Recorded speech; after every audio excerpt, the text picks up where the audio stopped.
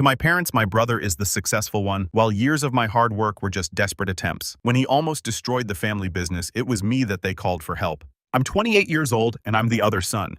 Not the golden one, not the one who made the varsity team, not the one who got the loud applause at his graduation, and definitely not the one who had mom's framed baby photo on the fireplace mantle. That honor has always belonged to my older brother Aaron, the successful one. The one who could do no wrong even when he very much did. Growing up, I always had this sense that I was living in Aaron's shadow, like I was just some background character in his perfectly lit spotlight. If Aaron scored a B+, my parents would cheer like he'd won an Olympic gold medal. If I got an A, well, that's what we expect from you, Shane. There was always this underlying tone, this quiet shrug that seemed to say, "You're not Aaron, but I guess you'll do." I can't tell you how many times I heard some version of, "Well, Aaron just has that spark," as if I was some dull utility light flickering in the basement. It wasn't that I hated him, not at first. Aaron was charming. Confident, loud in a way that made people lean in, not recoil. Teachers loved him. Coaches worshipped him. Even my childhood friends would kind of gravitate toward him when he was around. And to be fair, he wasn't cruel to me when we were kids. He just didn't notice me. Like I was a hallway lamp that he passed every day and never thought about. The shift started somewhere around middle school. Aaron hit a growth spurt. He got tall, athletic, and unbearably smug. And that's when the comparisons started getting louder. He became a local football star, small-town legend type stuff. And suddenly, our entire dinner table revolved around his stats, his scouts, his dreams. Meanwhile, I was quietly teaching myself how to code on a used laptop and getting straight A's with barely a nod from anyone. I still remember the night I showed Mom a little app one built from scratch. She blinked at the screen and said, "That's nice, honey." "Hey, Aaron, did coach finally start you as quarterback this week?" At first, I tried harder. I thought if I kept winning awards, getting scholarships, maybe they'd see me, really see me. But the more I tried, the more invisible I felt. I didn't even get a proper send-off when I moved out for college. No packed lunches, no tearful goodbye at the station, just a casual text us when you get there. Aaron had a whole party when he left. Balloons, cake, a slideshow. My parents cried when his car pulled away. For me, silence. But here's the kicker. Aaron didn't even finish college. He got into a decent school on a football scholarship but flunked out sophomore year. Drinking, partying, skipping classes. He moved back home like nothing happened. Mom told everyone it was because he missed his family. Dad said college just wasn't challenging enough for someone like Aaron. Meanwhile, I was grinding through a dual degree, working part-time, paying rent in a shoebox apartment 4 states away, and sending home Christmas cards that never got a reply. By the time I graduated and got my first real job in tech, Aaron had already landed a cozy desk gig at a buddy's car dealership. Thanks to one of Dad's golf friends.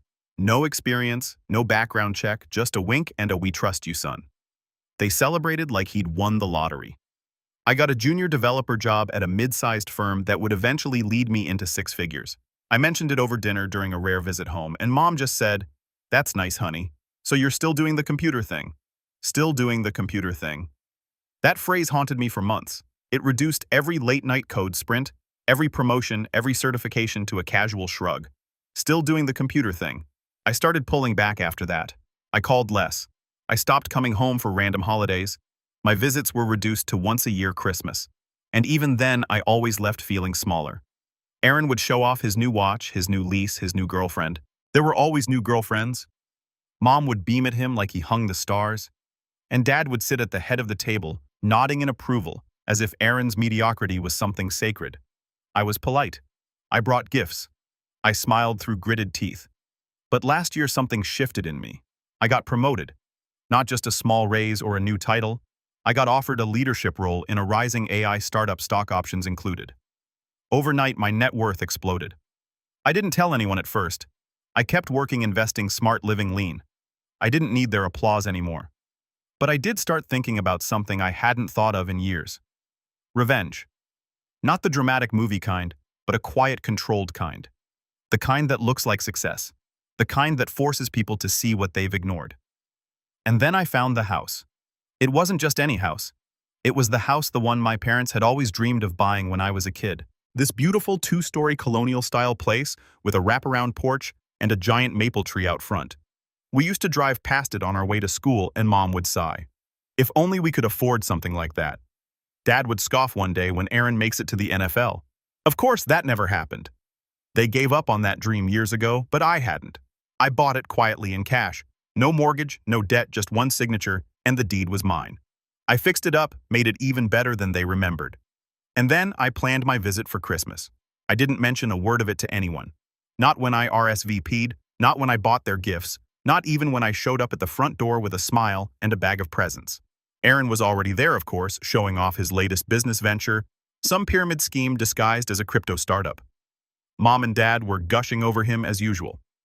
I was barely through the door when Mom hit me with, "Try not to make any sarcastic comments this year, Shane. We want a peaceful Christmas, right?" I didn't even react. I just smiled and said, "Don't worry, I've got something special planned." And I did, but I wasn't going to rush it. The plan was set in motion, the house was ready, the paperwork was signed. All that was left was the reveal and the fallout. But I didn't expect Aaron's reaction to be that dramatic, and I definitely didn't expect my mom to cry or for my dad to ask in a cold, quiet voice, "Is this a joke?" That was the moment everything changed. But before we get there, let me tell you what led up to that moment. Because the real story didn't start with a house. It started at the dinner table 2 nights before Christmas when Aaron said something that made my blood run cold. Dinner that night was supposed to be harmless. Just the 5 of us, me, Aaron, Mom, Dad, and Aaron's flavor of the month girlfriend, some girl named Madison with perfect hair and a glazed-over smile. She barely looked up from her phone the whole time. But that didn't stop Mom from fawning over her like she was the second coming of royalty. "You're just so poised," Mom kept saying, handing her a third helping of mashed potatoes. "Aaron always picks the classiest girls." "Right, Shane?" I blinked. I hadn't even spoken yet. I'd barely touched my plate. And suddenly, I was being dragged into this weird backhanded compliment tornado. "Oh yeah, sure," I said, cutting my chicken slowly. Aaron didn't even look at me. He was too busy telling some story loudly, of course, about how his startup was going to revolutionize the gig economy, whatever that meant. He used phrases like blockchain potential and market disruption, none of which made any real sense when you line them up. But Mom and Dad nodded along like he was unveiling the cure for cancer. "What about you, Shane?" Dad finally asked. "Somewhere between bites. Still working from home." I looked up from my plate. "Yeah, leading a new team. Actually, we're building AI models for early-stage medical diagnostics. Partnered with a few hospitals." Dead silence. Madison looked vaguely impressed for a second, until Aaron cleared his throat and raised his glass. "Well, I'm just glad I get to help real people. We're working on a platform that lets underpaid workers control their own income. I've got like 3 VCs circling us right now." Mom gasped, like he just said he was nominated for the Nobel Peace Prize. "That's incredible, sweetheart." "Isn't that incredible, Shane?" I looked at Aaron, then at Mom, then at my cold chicken. "Yeah," I muttered. Incredible. That word echoed in my head for the rest of the night. Incredible. Like it meant anything anymore. I helped develop a tool that could literally detect early signs of cancer in high-risk patients, and I was being compared to some fake crypto gig app and losing. After dinner, Aaron cornered me in the living room. "Hey, man," he said, half smiling. "Don't take it personally, all right? They're just old school. Tech stuff goes over their heads." I stared at him. "You think I'm upset because they don't understand AI?" He shrugged, kind of. "I mean, look, what we do is different. I'm building a brand, you're writing code. It's like apples and oranges." I wanted to say something sharp, something that would pierce through that smug bubble he lived in, but I didn't. I just nodded and walked away because I already had something better than a comeback. I had the house, and the timing perfect. The next day, I slipped out early, said I was going for a walk, but really, I drove to my house. The house. I wanted one last quiet moment with it before everything changed. The place looked beautiful in the winter light, snow dusting the porch wreaths hanging from the windows. I'd had it professionally staged just to really twist the knife when the time came. Hardwood floors gleaming, a full spread of catered food waiting inside, fireplace glowing, the living room already decked out with stockings labeled Mom, Dad, and, yep, Aaron. It wasn't about revenge anymore. Not just that it was about proving once and for all that I wasn't invisible, that I had made it. And I didn't need their cheers or their cake or their slideshow to get there. But fate has a funny way of testing your patience. When I got back, things had shifted. Dad was in the garage working on something with Aaron, some project I wasn't invited to. Madison was gone, thankfully, and Mom was in the kitchen pulling trays of cookies from the oven. I offered to help and she waved me off. "Why don't you go relax with your brother?" she said, not even looking up. "You always get so tense around the holidays." That was the moment I felt it. The tipping point. Tense, I asked carefully. She shrugged. You just have this energy, Shane, like you're always waiting for someone to applaud. Just enjoy being home. Home?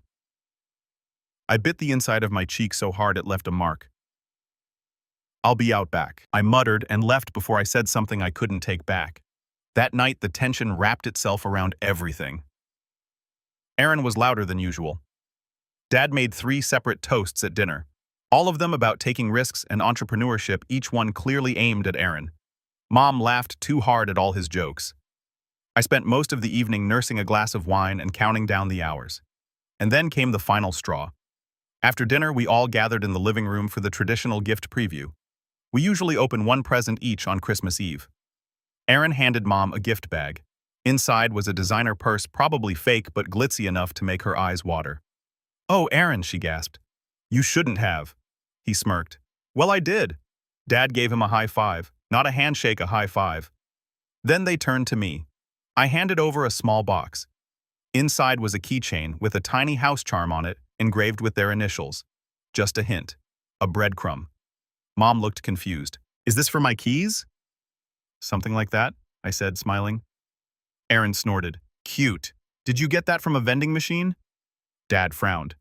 "You know, Shane, you don't have to be ironic all the time. A real gift would be nice." That did it. I stood up quietly and said, "All right, you want a real gift?" Everyone turned toward me. "Follow me." They looked confused but curious.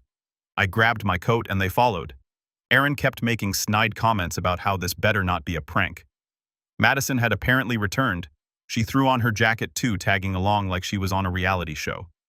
15 minutes later, we pulled up to the house, their dream house. At first, no one said anything. The snow was falling gently, and the porch light cast a soft halo over the driveway. Then Mom gasped. Dad stepped out of the car squinting. "Is this Aaron?" Got out, arms crossed. "Why are we here?" I pulled the key from my coat pocket. "Merry Christmas," I said, walking up to the door. I unlocked it, opened it. Warm lights spilled into the snow. Inside, everything was perfect. Music playing softly, candles lit, stockings hanging, food steaming. It looked like a Norman Rockwell painting. Mom walked in slowly, her hands trembling. She touched the banister, the polished wood, the fireplace. Dad was silent. Aaron stood by the door, still frowning. "Whose house is this?" I turned to him. "Mine," I said, his face contorted. "Wait. What?" I looked at Mom and Dad. "This is the house you always dreamed about. The one we used to drive by when I was a kid." Mom nodded slowly, still dazed. "I bought it." Dead silence. "I bought it. I fixed it up. I decorated it, and I'm giving it to you for Christmas." Mom's eyes welled up. Dad looked stunned, then suspicious. "Wait a minute," he said, "is this some kind of joke?" I shook my head. "No joke. The deed is in my name. The gift paperwork is in my car. It's real." That's when Aaron lost it. "Are you serious? You're giving them a house," he spat. "What kind of stunt is this?" "It's not a stunt," I said. "It's a gift." He laughed, bitter and sharp. "No, it's a power move. You just couldn't stand not being the center of attention for once. So you bought your way into the spotlight. I wanted to give them something they always wanted." Aaron's face twisted. "No, you wanted to open up me. You wanted to make me look like a joke." I didn't say anything because in that moment I realized he wasn't entirely wrong. But the story doesn't end there, because right then, right as the room began to split between gratitude and jealousy, Aaron said something that made everything stop, and I mean everything. He turned to my parents, red-faced, and shouted, "He's just trying to buy your love because he knows he's never going to have what I have." I raised an eyebrow. "And what's that exactly?" Aaron looked me dead in the eye. "The family business." I blinked. "What business?" Dad flinched. Mom looked away, and "Oh," Aaron just smiled. "Guess no one told you, huh?" And that's when the truth started to unravel. Everything after that night felt like falling through ice. You know the moment you think you're on solid ground and then suddenly you're submerged, cold, disoriented, and gasping for something, anything to hold on to. That's how I felt the second Aaron said those 5 words. The family business is mine. I remember standing there in that glowing living room, the house I bought, the house I gifted, while my parents just froze like they knew this moment was coming and didn't want to look at it too closely. Mom wouldn't meet my eyes. Dad suddenly found a deep interest in the fireplace mantle. And Aaron, he was grinning. The same smug, victorious smirk he wore when he beat me at anything which, according to my parents, was everything. I asked it plainly, calmly, almost too calmly. "What business?" Aaron chuckled. "Oh, come on. Don't act like you didn't know. You really think Dad's been working at that rundown dealership for fun all these years?" Dad finally spoke, but his voice was low. "We didn't tell you because, well, you had your own thing going." My stomach dropped. "You mean the dealership is yours?" "Technically." Aaron jumped in. "It's been in our name for a while. Dad and I co-own it now. I've been learning the ropes for years." My mind went blank. Years learning the ropes. I had never been invited to a single conversation, not even hinted at. And now I'm being told that while I was out building something on my own, pulling all-nighters fighting for promotions, building a career, they were secretly passing down the family legacy like it was some treasured heirloom. I asked again this time, barely above a whisper. "You never thought to include me?" Mom finally looked up. "Shane, honey, you were always so independent. We didn't think you'd want that kind of life." That kind of life. The kind of life they'd given to Aaron, the golden child, the prodigal son who never left. I nodded once, then again, and then I walked out the door. No dramatic goodbye, no yelling, just silence. Because in that moment, something inside me broke. A quiet crack that had been forming since childhood finally split wide open. I didn't cry. I didn't even feel angry. Not yet, just numb. I drove back to my apartment in the city that night, Christmas morning alone. The snow was still falling when I got home, but the warmth I'd once associated with that day was gone, like someone had flipped a switch inside me and drained all the color from the holiday. I didn't hear from them for 2 days. Then Mom texted, "Can we talk?" I didn't reply. Dad emailed me, "Don't let this ruin things. You've built your own path. Be proud of that." And then Aaron, of course, posted on Facebook a photo of him and my parents standing in the house I gave them, my house. With the caption, "Nothing like a family Christmas in our new home." No mention of me, no tag, no thank you. That's when the grief hit. Not for the house, not even for the business, but for the lie I'd been sold my whole life. That if I worked hard enough, stayed quiet, and played nice, I'd earn their respect, their love, their attention. But respect isn't given to the quiet kid, it's given to the one who demands it. And for 28 years, I had never demanded anything. I took a few weeks off work, said I needed time to handle some personal stuff. My boss understood. He'd seen the signs, the late nights, the lack of sleep, the slow crumbling of someone who'd been keeping it all together with duct tape and hope. The first few days were a blur. I turned off my phone, ate junk, watched TV until my eyes burned. I replayed every Christmas, every birthday, every car ride where Aaron was praised and I was forgotten. I let myself spiral. I let myself feel it. All of it. And then on the fourth night around 2 a.m., I opened my laptop and I started to rebuild. Not out of vengeance, not yet, but because I had to. I looked at the numbers, my savings, my stocks, the early equity from the startup, the projects I'd led. I wasn't just doing the computer thing, I had built a career, a portfolio, a future. And for the first time, I started seeing myself not as the other son, but as a man who had carved out a life without shortcuts, without safety nets. I went back to work the following Monday with a new focus. I stopped waiting for recognition. I stopped shrinking myself in meetings. I pitched bigger ideas, took bolder steps, and people noticed. A month later, I got invited to speak at a tech conference. The topic: underdog innovation building success without the spotlight. Ironic, right? The keynote went viral. I didn't even know until a coworker sent me a link. "Dude," he wrote, "you're everywhere right now." And he was right. Overnight, I started getting DMs from people I hadn't talked to in years. College friends, former bosses, even a recruiter from Google. But the one message I didn't expect: Aaron.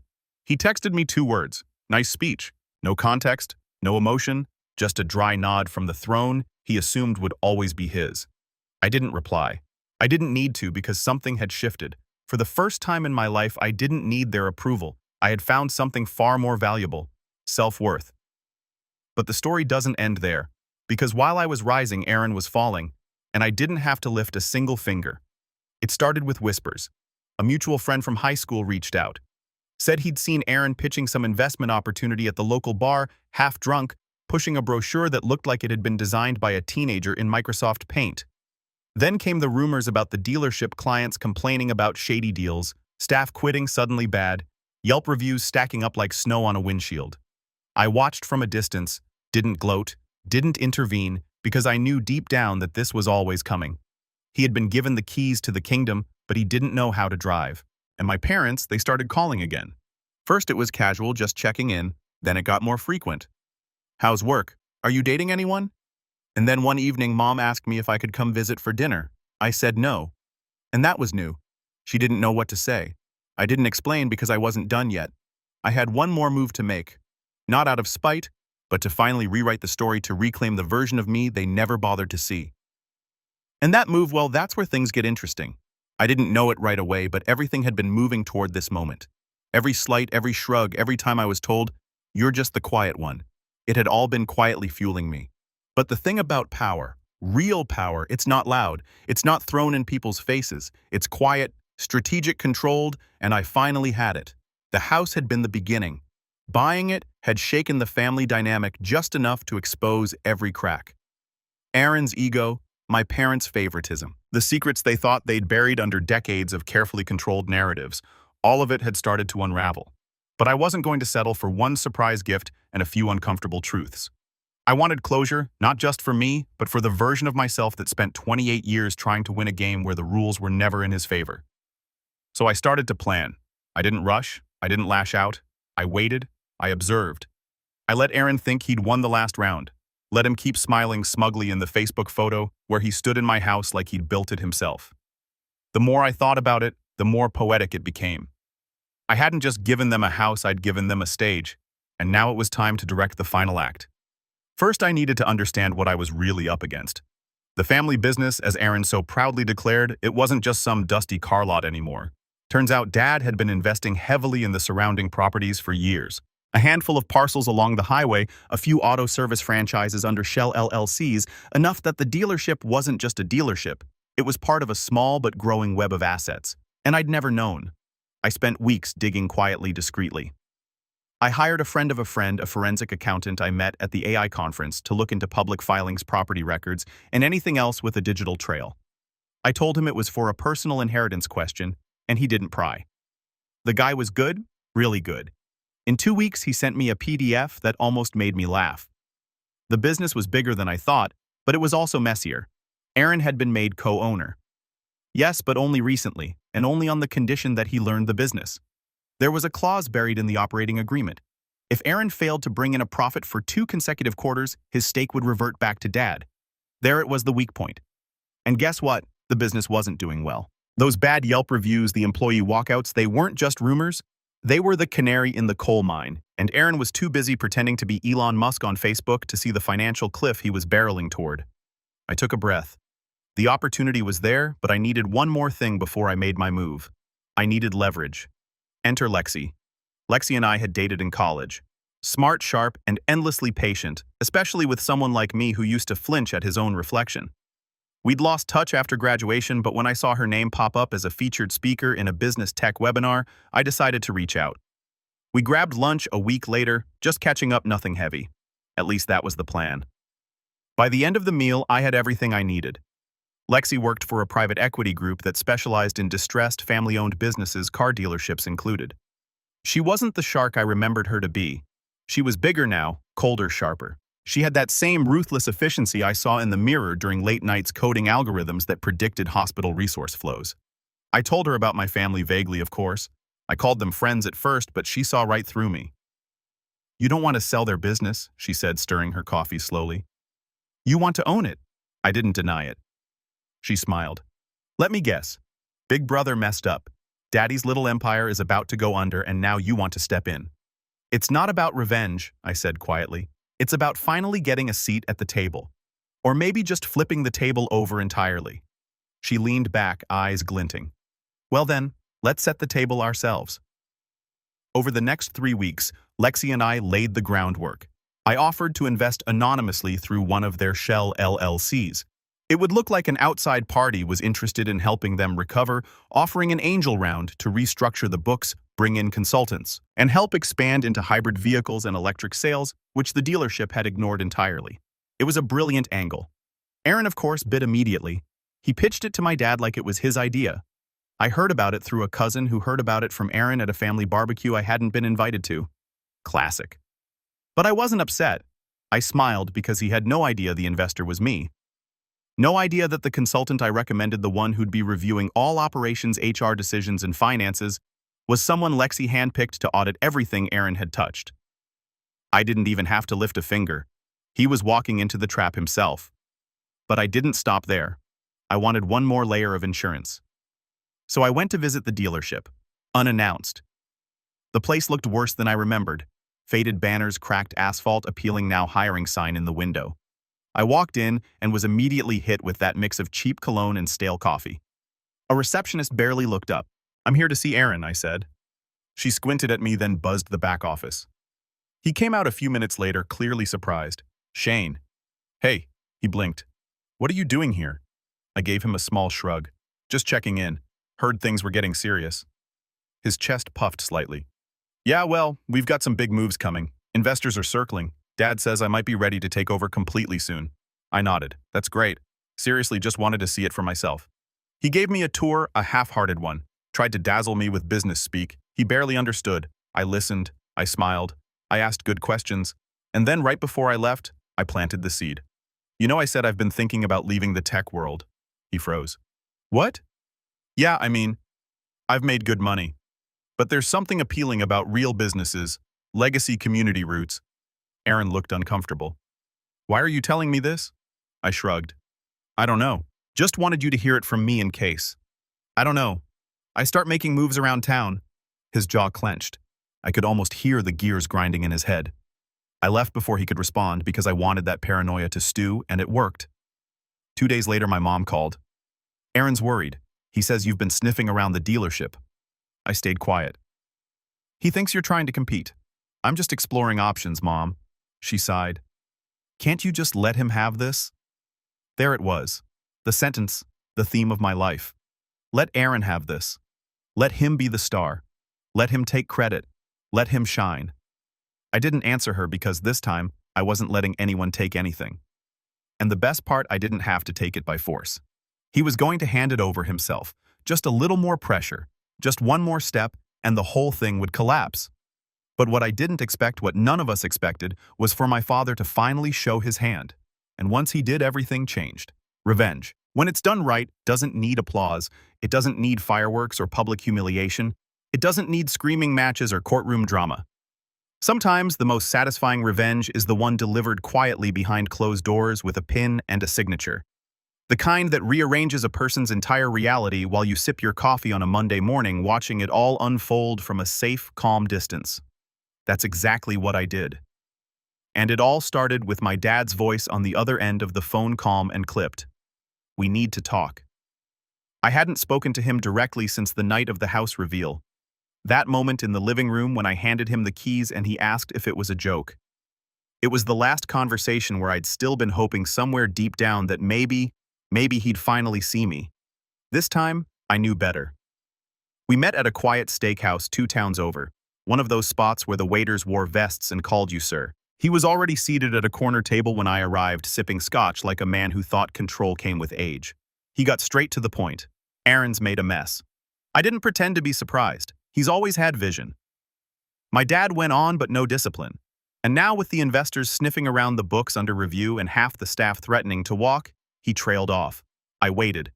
Finally, he leaned forward. "Is it true you're behind the investment group?" I met his eyes. Yes. He didn't react, just nodded slowly like a man who'd suspected it, but hadn't been ready to face it. "And why didn't you come to me directly?" I laughed softly. "Would you have listened?" He didn't answer. Because he knew the truth. I continued.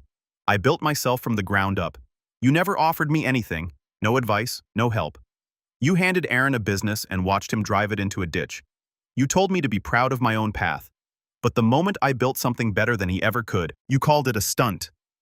Silence stretched between us. "I'm not trying to destroy you. I said I'm offering a way out. You want the business to survive? Let me take over." He looked genuinely torn. "He's your brother, and I'm your son." His jaw tightened. I let the words hang in the air. Eventually he exhaled. "I'll think about it." That was all I needed because while he was thinking, I was acting. Lexi and her team had completed their audit.